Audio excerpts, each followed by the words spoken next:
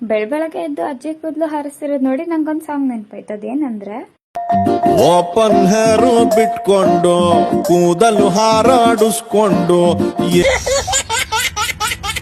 ಆಮೇಲೆ ಮಾಮಿಯವರು ಬಾಗ್ನ ಕೊಡಕಂತ ಮನೆಗ್ ಬಂದ್ರು. ಅವ್ರನ್ನ ಕಾಲ್ ತೊಳ್ದು ಒಳಗಡೆ ಕರ್ಕೊಂಡ್ವಿ. ಪೇಟ ಹಾಕೊಂಡ್ ನಮ್ಮ ಮಾಮ ಬಹದ್ದೂರ್ ಬಂದ್ ತರ ಕಾಣ್ತಿದಾರಲ್ವಾ. ಮಾಮಿ ಅಮ್ಮಂಗ್ ಬಾಗ್ನ ಕೊಟ್ಟಾದ್ಮೇಲೆ ಹೊರಗಡೆ ಫುಡ್ ತಿಂದ್ರೆ ಏನಾಗುತ್ತೆ ಅಂತ ಅಜ್ಜಿನ್ ಕೇಳಿದ್ದಕ್ಕೆ ಅಜ್ಜಿ ಏನಂತ ಗೊತ್ತಾ? ಅಜ್ಜಿ, ಹೊರಗಡೆ ಫುಡ್ ತಿಂದ್ರೆ ಏನಾಗುತ್ತೆ? ಆಗುತ್ತೆ ಮಗ. ಮನೇಲಿ ಮುದ್ದೆ, ಅನ್ನ, ಸಾರು, ಬಸ್ಸಾರು, ಸೊಪ್ಪು ಇಂಥವ್ ತಿನ್ಬೇಕು ಮಕ್ಕಳ. ಅಂತವೆಲ್ಲ ಜಂಗ್ಲಿಗೆಲ್ಲ ಬಾಯಿ ಹೊಡ್ಬೇಡಿ. ಅಜ್ಜಿ ಮಾತ್ ಕೇಳಿ ನಾನಂತೂ ಫುಲ್ ಇನ್ಸ್ಪೈರ್ ಆಗ್ಬಿಟ್ಟೆ. ಆಮೇಲೆ ಟೆಂಪಲ್ ರನ್ ಮಾಡ್ಬೇಕಿತ್ತು ಅಂತ ಎಲ್ಲರೂ ಕಾರಲ್ಲಿ ಹೊರಟ್ವಿ. ಗಾಡಿ ಉಡಿಸ್ತಿದ್ ನಮ್ಮ ಅಣ್ಣ ಆಗಿದ್ರಿಂದ ಎಲ್ಲರೂ ಸ್ವಲ್ಪ ಭಯದಲ್ಲೇ ಕೂತಿದ್ರು. ದೇವಸ್ಥಾನಕ್ಕೆ ಹೋಗಿ ಬರ್ಬೇಕಾದ್ರೆ ಮಳೆ ಬರ್ತಿದ್ರು, ಶಲ್ಯ ಹಾಕೊಂಡ್ ನಿಂತ್ಕೊಂಡ್ ಮಾತಾಡ್ತಾ ಇದ್ರು. ನಾವೆಲ್ಲರೂ ಮಾತ್ರ ಕಾರ್ ಒಳಗಡೆ ಬೆಚ್ಚಿ ಕೂತಿದ್ವಿ. ಹೊಲ್ವಳ್ಳಿಲಿರೋ ಮನೆ ನೋಡಕ್ ಹೋದಾಗ ಹಳೆ ಫೋಟೋಗಳೆಲ್ಲ ಕಾಣ್ತಾ ಇತ್ತು. ಅದ್ರಲ್ಲಿ ನಂಗೆ ತುಂಬಾ ಇಷ್ಟ ಆಗಿದ್ದಂದ್ರೆ ನಮ್ಮ ಮಾಮಿದು. ಹಿಂಗ್ ಕಾಣ್ತಿದ್ದಿದ್ ನಮ್ಮ ಮಾಮಿ ಟ್ರಾನ್ಸ್ಲೇಷನ್ ಆಗಿ ಹಿಂಗ್ ಕಾಣ್ತಾ ಇದ್ರು.